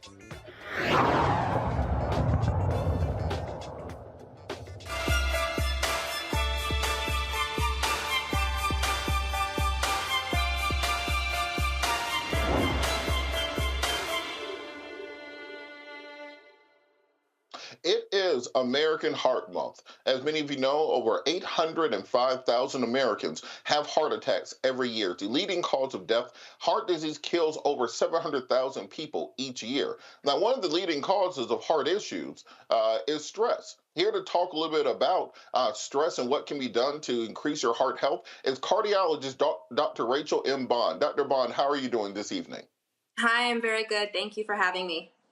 Oh, thank you for joining us. I think this is a crucial issue. I've told people before, my father died from heart disease. It's something that's run prevalent in my family. My grandmother had 13 kids, 8 boys and 5 girls. All 8 of the boys died, most of them because of heart disease and heart-related issues. So it's something that hits very close to home for me. For people who have a history in their family of heart-related issues, what are some of the preventative steps they need to be taking to ensure that they do not kind of fall victim to their family legacy?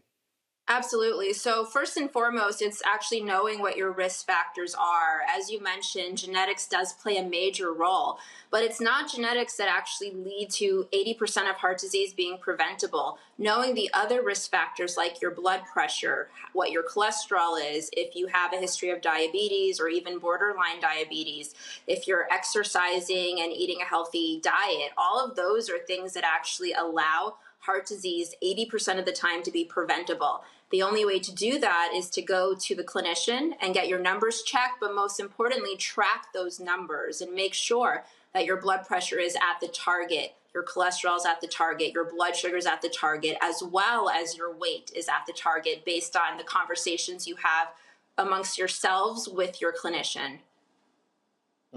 And with that, you know, we talk a lot about how to get your blood pressure under control, but I talk to a lot of Black men in particular, and some of them are watching and they know that I've talked to them about this, about going to the doctor, and they all say to a man, well, I'm afraid they're going to put me on pills. Can you talk a little bit about how being on pills is a lot less bad than dying? So that's a very profound statement. What I will say is that many a times, even before we get to the point of needing pills, we really do hone in and focus on lifestyle. Exercising 30 minutes a day of moderate cardio, which includes walking at a brisk pace, that can lower your blood pressure sometimes by 10 to 15 points. And then coupling that with a heart-healthy lifestyle where you're lowering the amount of sodium intake, that could further drop your blood pressure down. You are absolutely right to say that there are certain situations where lifestyle may not be enough, and that's where medications are absolutely necessary. And as you noted, if the medications are necessary, what they're doing is they're preventing a stroke, they're preventing a heart attack, and they're possibly saving your life. And with that, on this conversation about lifestyle, we kind of have a zeitgeist, a social media push about body positivity, about feeling great about who you are, about being healthy at any weight, quote unquote. But at the same time, the numbers remain the numbers when it comes to heart disease, heart attacks, and the mortality rates for Black men and Black women in particular. How can you balance kind of this need for people to feel good about themselves, but also making it very clear and stark to them that you have to make these lifestyle changes in order to have the type of length of lifestyle of life that you may want? Absolutely. And I do think that there is a stigma in our community in particular, and many communities of color, that if you are overweight or obese, sometimes people are going to look at you differently or treat you differently. But it's important that people acknowledge the fact that obesity is a chronic medical condition, just like having high blood pressure, just like having high cholesterol, and just like having diabetes. A lot of those chronic medical conditions can be managed with lifestyle, but sometimes we may need other interventions, including medications. And I think that for us as clinicians, we do have to become more comfortable having those conversations with our patients, because that could be a matter of having a stroke, or having a heart attack or not. And I'm erring on the side of not, by knowing that not only what our risks are, but more importantly, doing everything we can to lower the likelihood of having those poor outcomes. So I do think that it's extremely important for us to think about our health individually and think about it more in the sense that if I know what my risks are now, and the earlier we know our risks, the better. Because the thing about heart disease, it's a chronic condition, but it's so largely preventable that if we know our risks immediately, and the younger the better, we could actually prevent these bad outcomes from happening. Absolutely. I got one more question. I'm going to bring the panel in on this discussion because I'm sure they have very important insights. But when you talk about this need to change diets, that's where I found you have the highest amount of resistance. You know, folks saying, well, there ain't no seasoning on it, there ain't no flavor on it, this tastes like white people food, this tastes like hospital food, etc. What are the things that we need to do, particularly with our families and friends and loved ones, if not ourselves, to help them understand the needs to have a better and healthier diet, cut down on sodium, cut down on seasonings, while you can still have good food, flavorful food, but something that won't put you in the grave? Absolutely. And you said it perfectly, that we want to think about this not necessarily as a diet, but more of a lifestyle change, and a lifestyle change not just for us, but our entire tribe, including our family, our friends, and our colleagues. And one way to do so is that we know when we have foods that are high in extra sodium, a lot of that are processed foods, foods that we unfortunately may not have an opportunity to cook, that can lower, if we remove those types of foods from our diet, that can lower the likelihood of having a lot of these chronic medical conditions. We know that even though some of the foods we think that are more bland tend to be, or the foods that are more bland tend to be more healthier, we can still have our flavors even without sodium, because spices, as an example, do not impact our blood pressure. They don't impact our blood sugar. So speaking with your healthcare professional about what diet works best for you, and even considering utilizing the care of a registered dietitian who may be able to perfect that diet to your particular culture, actually can go a long way. But in summary, the main things that we want to avoid are excessive amounts of sodium and excessive amounts of saturated fat, a lot of which comes from red meat and fried food, as well as processed foods. Absolutely. Let's bring our panel in. Dr. Dominga, did you have a question? Yes, thank you for all of the incredible work that you're doing, Dr. Bond, in this field. One of the questions that I have is, what are your thoughts as it relates to stress in our community as it relates to the incidents that we're seeing of police violence and Tyree Nichols and the like? You know, I've read stories about how seeing things like this can have an entire community impact as it relates to our levels of stress. What advice do you have for us as it relates to getting in touch with acknowledging that and managing that? Yeah, that's a wonderful question. And I will say that psychosocial stress, what we as communities of color have to encounter, absolutely impact our cardiovascular health. We actually know that data shows that people who have a large amount of stress, generalized anxiety, coming from the social aspects of discrimination, feeling as though they're necessarily being targeted because of who they are and what they look like, they actually have worse cardiovascular outcomes. As such, what we as cardiologists are trying to do is factor in those social aspects to the conversation when we're caring for our patients, to see, beyond just not having the opportunity to eat healthy, what's the driver to that? What are the social drivers that are limiting the patient's ability to access healthy food? But most importantly, are there any stressors that could be causing an inflammatory response that's actually triggering prematurely them to have a lot of these underlying risk factors that lead to premature heart disease? So I think that stress is such an important thing that we as clinicians need to do a better job in screening for and feeling more comfortable having conversations with our patients regarding. Absolutely. Dr. Malveaux? First of all, sister, thank you for your work. I appreciate it. We appreciate the ways that we have to look at health, and it doesn't hit us all equally. So what I'd like you to talk about a little bit is Black women and heart disease. I know that we are as likely to die from heart disease, I believe, as men are, but correct me if I'm wrong. But while we talk a lot about breast cancer, which we must, I don't think we talk enough about heart disease.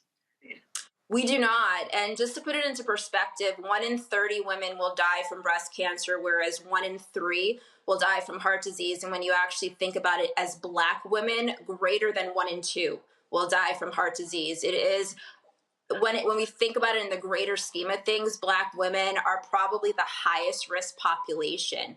And of a lot of it does fall into the predisposition to many of those risk factors I mentioned, the high blood pressure, the high cholesterol, and the diabetes. But all of those are driven similarly by those psychosocial stressors. I mean, stress factors in the discrimination, the sexism that many of us encounter as women as well. All of that trickles into why there is a predisposition for some of us, particularly Black women, to have these chronic medical conditions. And the good news is that, as I said, heart disease is preventable 80% of the time. So making sure you're going every year for your well woman checkup, getting your cholesterol checked, your blood pressure checked, your blood sugar checked, someone's talking to you about your weight, talking to you about what is a heart healthy diet and what exercise you should be doing, all of that can actually lower the likelihood of having a bad outcome, such as a heart attack.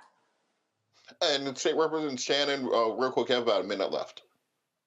Thank you for all the great information you've given us. Just real quick, some people say that walking is the gold standard for reducing blood pressure, as you mentioned before. But is it really specifically about the brisk walking, or is it really just 30 minutes of any cardio exercise is going to get your heart pumping? So a stationary bike, Zumba, does it have to be walking?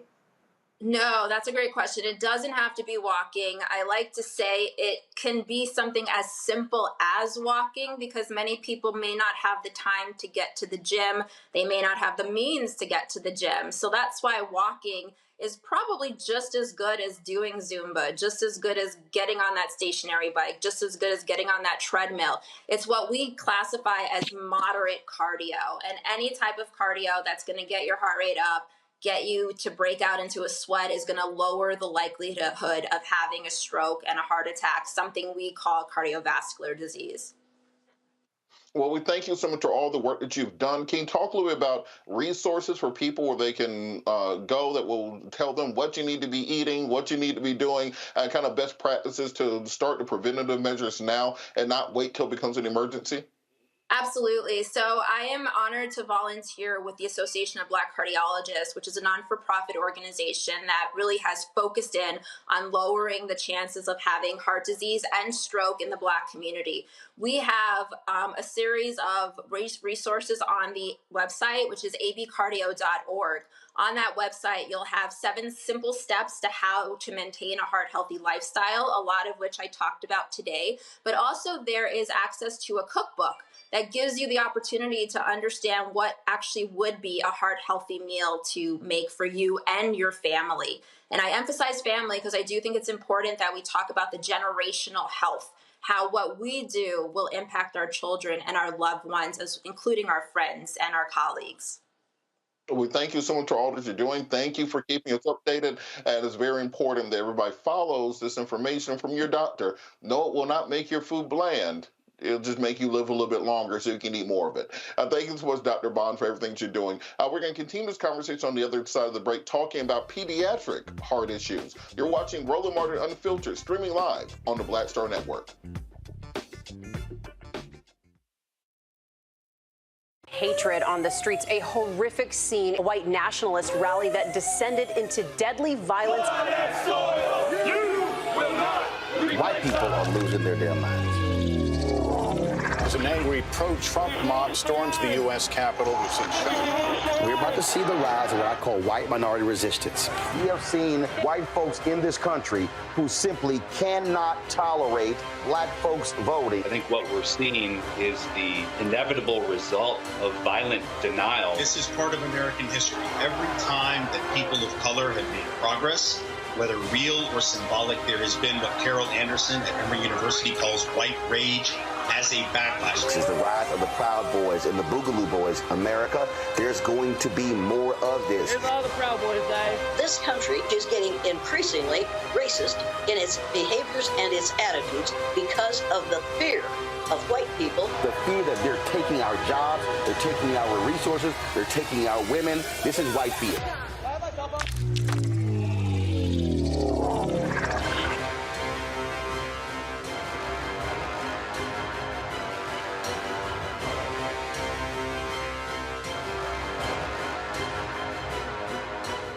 On a next, A Balanced Life with me, Dr. Jackie, a relationship that we have to have. We're often afraid of it and don't like to talk about it. That's right, we're talking about our relationship with money. And here's the thing, our relationship with money oftentimes determines whether we have it or not. The truth is you cannot change what you will not acknowledge. Balancing your relationship with your pocketbook. That's next on A Balanced Life with me, Dr. Jackie, here at Black Star Network. Next on the Black Table with me, Greg Carr. An hour of living history with Dr. Richard Mariba Kelsey, thinker, builder, author, and one of the most important and impactful elders in the African American community. He reflects on his full and rich life and shares his incomparable wisdom about our past, present, and future. African genius is saying that my uncle was a genius, my brother was a genius, my neighbor was a genius. I think we ought to drill that in ourselves and move ahead rather than believing that I got it. That's next on the Black Table, here on the Black Star Network.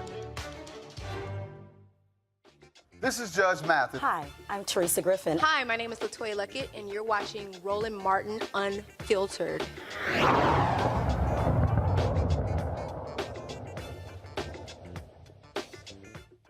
Before the break, we had a conversation with Dr. Bond about the need for cardiovascular health for the African-American community, but what many people do not think about is the fact that many of these habits are formed in childhood, and that we have a growing number of Black children who are affected by heart disease. Joining us now to discuss how heart disease is affecting kids is Dr. Annette Ansong. Dr. Ansong, how are you doing this evening? I'm doing very well. How are you doing, Mr. Patillo? I'm doing great. Well, thank you so much for all that you do in the community. Most people don't think about pediatric heart disease, but can you talk a little bit about how it's affecting our communities and what can be done to help ameliorate it? Absolutely. So I think it's important to distinguish the types of heart disease in children. There's congenital, and those are those heart defects that babies are born with. In fact, congenital heart disease is the most common congenital defect. Amongst those that are around one out of 100 children are affected every year, so about 40,000 babies. And congenital heart disease is a spectrum. It can be anything as simple as a small hole in the heart that requires no intervention, to more complex heart disease that may require interventions and or surgery. So that's congenital. Then there's also acquired heart disease, and that's heart disease that can be from lifestyle, how what we eat, our genetics, that can affect us later on in life as adults. And there are risk factors for heart disease, such as obesity, high blood pressure, high cholesterol. And these risk factors are modifiable, meaning they're habits or things that we can change that lowers our risk of getting heart disease. And with that, when it comes to children and the kind of environmental aspects of heart disease, what are the changes that have to be made? Because we're seeing obesity rates among children being higher than ever. PE and outdoor time is being taken out of schools. A lot of communities, it's harder to have playing fields, etc. What are some of the things that can be done by parents to help their children who may be suffering from obesity and high blood pressure? Yeah, you hit it right on the head. Obesity is an epidemic in children. It's a big one. In fact, it affects our community, our Black and brown children, the most. And in regards to what we can do to lessen that, to fix that, would be, one, we need to prioritize our health. Because if we're not thinking about it, it's not going to happen. And it starts with the parents. If the children see their parents taking their health seriously, their health and wellness seriously, then they too know that this is something important. And I like to employ something that I call the DEW method, DEW, diet, exercise, and water. And part of that, with our diet, we have to eat foods that are high in fiber, less in sugar, fat, and salt. So a lot of this comes from the fruits and vegetables that we eat or can eat on a daily basis, at least 4 to 5 servings of fruits and vegetables. And then also exercise. Children between 2 and 19 years of age should be getting at least 1 hour of moderate to vigorous activity every day. And then in regards to water, kids should be drinking at least 8 cups of water a day. But the biggest thing, I think the biggest factor with all of this, that the the parents have to be the influencers, if I may use the term, because, like I said, they're the role models for their children. If they take it seriously, their children will take it seriously. You can even make it a family affair. I think it makes it more engaging for the children, along with the family members too, as well. Well, you talked a little bit about influencers, and it made me think a couple weeks ago when the Waffle House sandwich went crazy. You buy 2 waffles, you fill it with like a Philly cheesesteak and bacon and all this other stuff, and people just went wild around the country going to pay $30-something for a Waffle House sandwich. I think about the pink sauce that was viral last year. Now you can buy that in Walmart, etc. So the reason I say the social media has such a strong pull, particularly on young people. Yeah. How can we use social media to help promote a healthy lifestyle and heart health? I mean, we have to advocate, like do what you're doing here, talking about it, speaking about it, showing folks the numbers that if we don't make changes in their risk factors, that they are prone to heart disease. So we need more, physicians, non-physicians out in the community, just preaching about the goodness of heart health and that we want folks to live a long life. And these are the measures that they have to take in order to achieve that. I'm part of the Association of Black Cardiologists Incorporated, and we have a book, 7 Steps to a Healthy Heart. So information such as that, promoting that type of work, those type of cookbooks that help promote heart health. All right, we're going to bring the panel in. Dr. Mambo, do you have a question for Dr. Ansong? I sure do. Thank you, Doctor, for the information, especially around the children. And I'm very concerned after COVID. I mean, kids don't go out to play so much anymore. And so many of our young people are addicted to the screen. You talked about an hour a day of exercise for young people, but especially with working moms who may not be home during the day after kids get out from school, what can we do to incent young people to actually exercise? How can we make it fun for them and not a chore? Yeah, I'm guilty as charged. I have a 10-year-old son, and he's on his screen from time to time. It's hard. It's very difficult. But like I said, you have to make it a priority. Because if you're not thinking about it, it's not going to happen. And I said an hour every day, but I mean, give me 15 minutes. Or you can break up the hour into 15-minute chunks. Or if you can't do the hour, 10, 15 minutes a day, do something and be consistent about it. Dr. Davinga? Well, one of the questions that I have is issue of access to healthy foods. I just recently moved to Maryland from Anacostia, which is Ward 8 in Southeast, which is one of the most underserved areas of Washington, D.C. And one of the challenges that we have in many of our communities is access to the healthier foods. And even in some of these school areas where we see like more organic sections and like the Safeway and stuff, they tend to cost a lot more. What are some of your thoughts as it relates to the issues of access to healthier foods in our community in 2023 and beyond? Yeah, it's hard, especially in our community. And it goes back, I think, to those social determinants of health. And for that, I think that's where we really, again, have to advocate. We have to go to our policymakers and demand that we have access to these healthier foods like they are in other communities, and show folks the numbers and the statistics at how not having healthy foods is, literally killing us. So I think just starting there, starting with our local policymakers, and then, taking it to a bigger scale in regards to state, federal level, on how it's important and needed that we have better foods in our communities. Representative Shannon?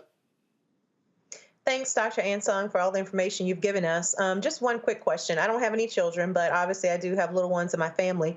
What are some ways that we can get kids to eat, the vegetables that they should be eating, particularly the greens, not in a processed form? Because adults will eat collard greens, Brussels sprouts, kale. We'll eat the stuff that we know we need to, but for kids, it can be very challenging. Yeah, you have to be creative, make it fun, because, kids like fun. I know sometimes with some of the fruits, you can perhaps, make them a frozen treat that they might enjoy.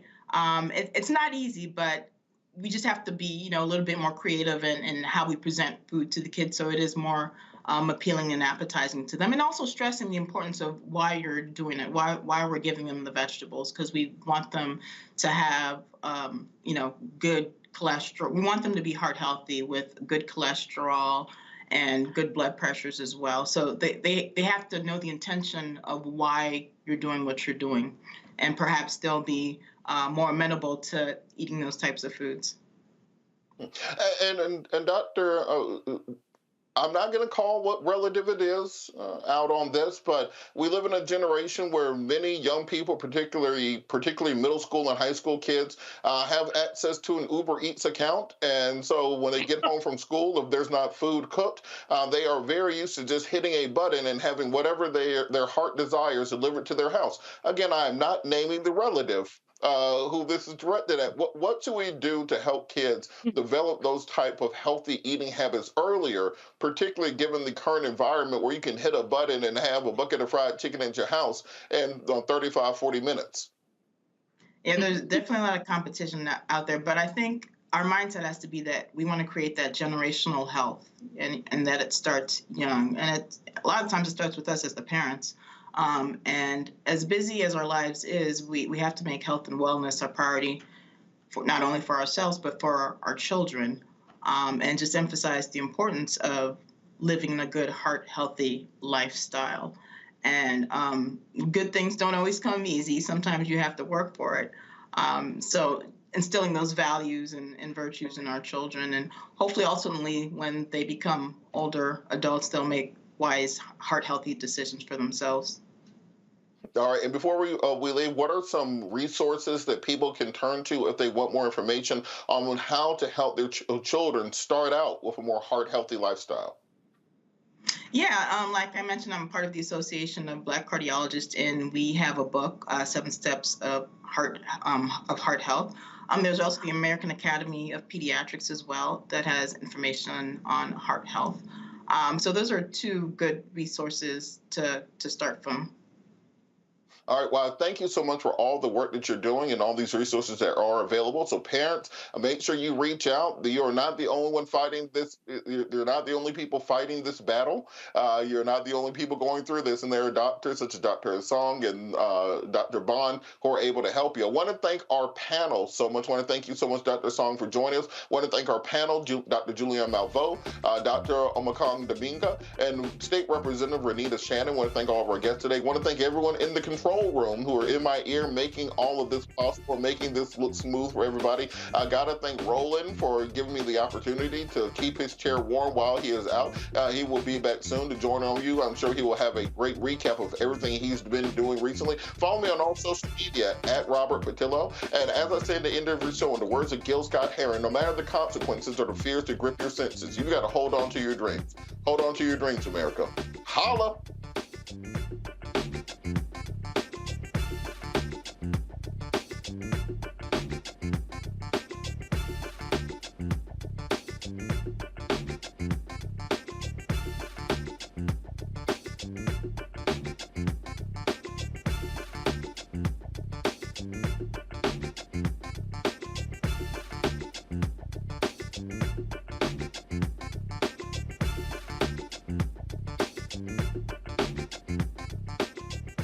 Folks, Black Star Network is here.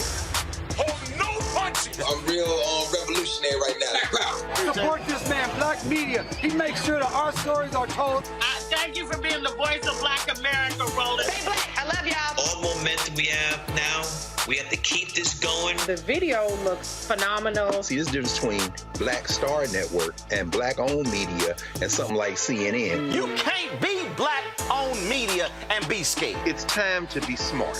Bring your eyeballs home. You dig? Pull up a chair. Take your seat at the Black Table with me, Dr. Greg Carr, here on the Black Star Network. Every week, we'll take a deeper dive into the world we're living in. Join the conversation only on the Black Star Network. Hi, I'm Dr. Jackie Hood Martin, and I have a question for you. Ever feel as if your life is teetering and the weight and pressure of the world is consistently on your shoulders? Well, let me tell you, living a balanced life isn't easy. Join me each Tuesday on Black Star Network for a balanced life with Dr. Jackie. We're all impacted by the culture, whether we know it or not. From politics to music and entertainment, it's a huge part of our lives, and we're going to talk about it every day right here on The Culture with me, Faraji Muhammad, only on the Black Star Network. I'm Deborah Owens, America's Wealth Coach, and my new show, Get Wealthy, focuses on the things that your financial advisor and bank isn't telling you, but you absolutely need to know. So watch Get Wealthy on the Black Star Network.